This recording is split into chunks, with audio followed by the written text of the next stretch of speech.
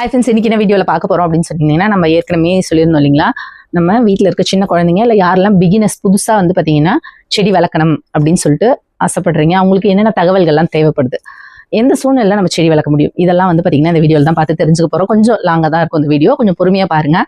முதல்ல வந்து பார்த்தீங்கன்னா 5 வயசுக்கு மேலே இருக்கிற குழந்தைங்களுக்கு ஃபஸ்ட்டு பார்க்க வைங்க. நீங்கள் வந்து உங்கள் வீட்டில் குழந்தைங்க இருக்காங்க அப்படின்னா அவங்களுக்கு வந்து பார்த்தீங்கன்னா சின்ன சின்ன ஸ்டோரி சொல்லி கொடுத்து நம்ம சாப்பிட்றதுக்கான உணவுப் பொருள்லாம் எங்கேருந்து வருது அப்படிங்கிறது சின்ன சின்ன கதைகளோ இல்லை அவங்க வளர இடங்களுக்கு நம்ம கூட்டிகிட்டு போகிறோம் இல்லைங்களா எங்கேயாவது, அப்போ வந்து பக்கத்தில் செடி இந்த மாதிரி பார்க்கும்பொழுது இந்த செடியோட பேர் என்ன அப்படின்னு சொல்லிட்டு ஃபஸ்ட்டு ஐடென்டிஃபை பண்ண வைக்கலாம்.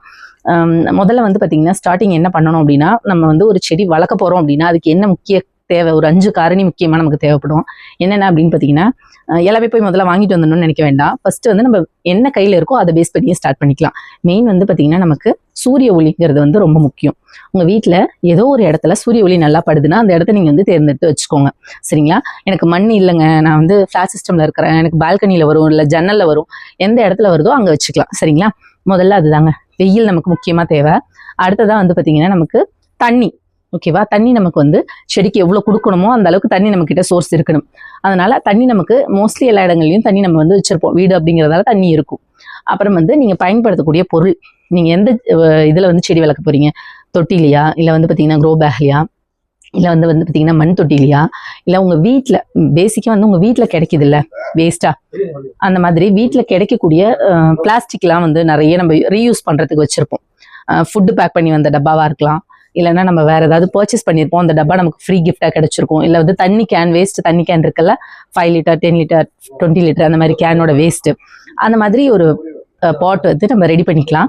அதில் வந்து ஃபில் பண்ணுறதுக்கு கண்டிப்பாக இந்த ஒரு விஷயத்த நீங்கள் வாங்கி தான் ஆகணும், மண்ணுங்க. ஏன்னா நம்ம வந்து பார்த்தீங்கன்னா அவுட் சைட்ஸில் மண் நமக்கு வந்து என்னவா இருக்கிறதில்ல, குவாலிட்டியாகவும் நம்ம வந்து செடி வளர்க்குற அளவுக்கு நல்ல மண்ணாகவும் நமக்கு கிடைக்கிறதில்ல. ஸோ முக்கியமாக செம்மண்ணை வந்து கொஞ்சம் வாங்க ட்ரை பண்ணுங்க.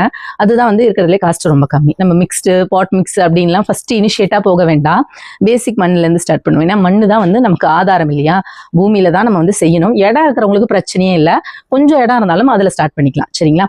ஸோ அந்த மண் நமக்கு நிலம் கிடைச்சிருச்சு, நீர் கிடைச்சிருச்சு, சூரிய ஒளி கிடைச்சிருச்சு, எல்லாம் நம்ம எதில் வந்து பண்ண போகிறோம் அப்படிங்கிற அந்த பார்ட்டியும் டிசைட் பண்ணிட்டோம்.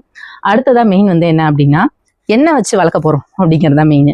என்ன வளர்க்க போகிறோம், ஏதோ ஒரு விதை, ஒரு காய்கறி விதையாக இருக்கட்டும், இல்லை மரத்தோட விதையாக இருக்கட்டும், இல்லை ஒரு செடி, ஏதோ ஒன்று தான் நம்ம ஸ்டார்ட் பண்ணணும். ஃபர்ஸ்ட் எடுத்தோடனே நமக்கு வீட்டில் என்ன கிடைக்கும் அப்படின்னு சொல்லிட்டு பாருங்க.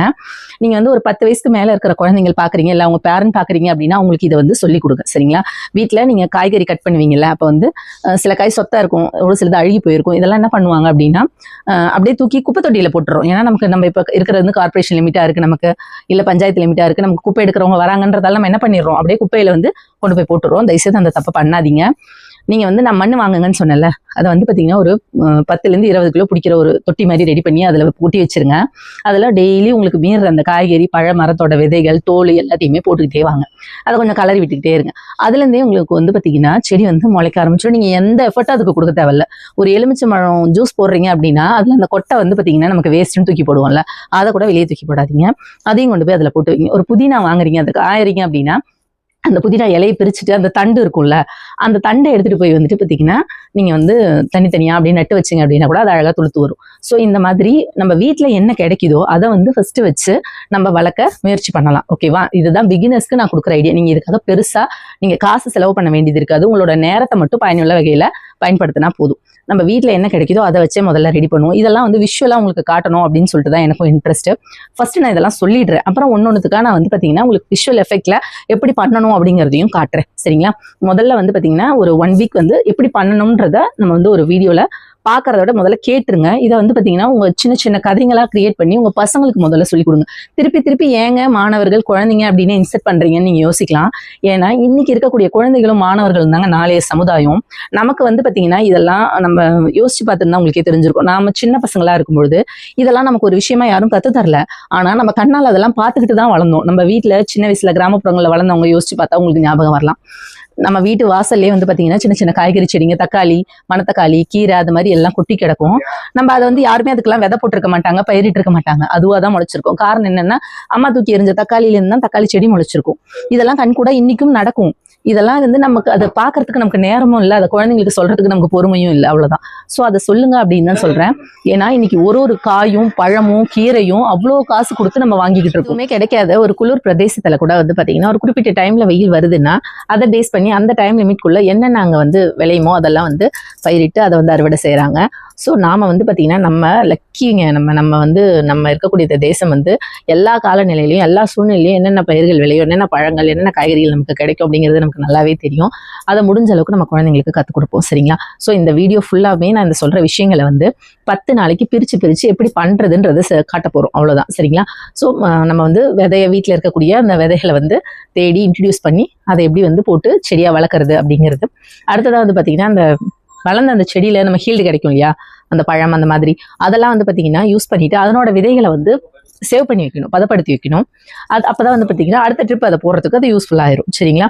ஸோ இது மாதிரி வெளியில போய் எதையுமே வாங்காம வீட்டில் இருக்கிறத வச்சே வளர்த்துக்கிட்டு இருந்தாங்க. நம்ம ட்ரை பண்ணுவோம் அந்த கால சூழ்நிலைக்குள்ள போக முடியுதான்னு பார்க்க, ஓகேங்களா?